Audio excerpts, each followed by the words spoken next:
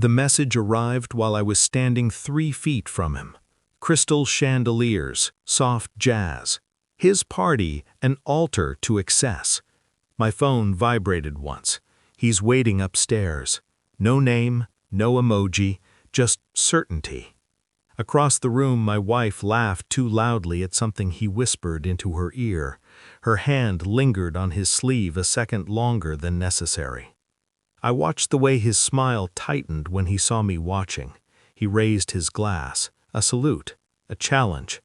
The room smelled like money and denial. I felt nothing, not yet. I excused myself, moving through the crowd like a shadow that already knew it was dead. In the mirror by the staircase, my face was calm, controlled, a man who understood the cost of silence. Upstairs, a door closed softly. I didn't follow. I didn't need to. Something in me clicked into place, cold, precise, the kind of mechanism that only activates when the last illusion dies. I returned to the party, smiled, shook hands, complimented art I knew was stolen and wine I knew was overpriced. And when I passed him, I leaned in just enough for him to hear me. "Your wife is remarkable," I said. His glass trembled. That was when I knew. I didn't confront her. I didn't ask questions I already knew the answers to. Instead, I watched. The late nights, the sudden trips, the way she guarded her phone like a second heart. I replayed years of small moments, missed calls, altered schedules, the slow erosion of intimacy. Denial tried to rise. I crushed it. I remembered how she once said love was about ambition, how she admired power, how she hated feeling small, and I remembered who she married. Not a billionaire, not a god, just a man who believed in her. That realization hurt more than the betrayal. At night she slept beside me, breathing evenly, as if nothing had changed. I stared at the ceiling and calculated. Not revenge, resolution. I wasn't angry. Anger is loud. I was focused. I moved carefully. Phone records first. Not hacked, requested. A husband has privileges if he knows where to look.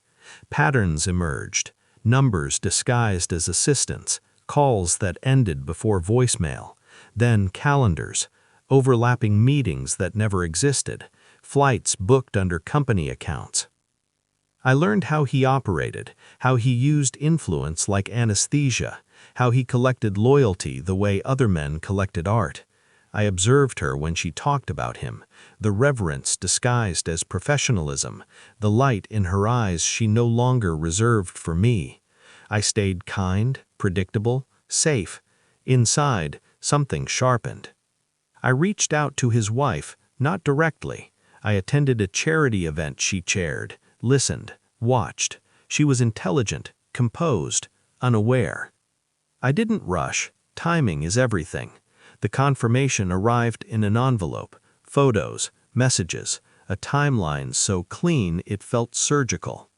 I placed it on the kitchen counter between us one morning. No words, no accusations. She froze.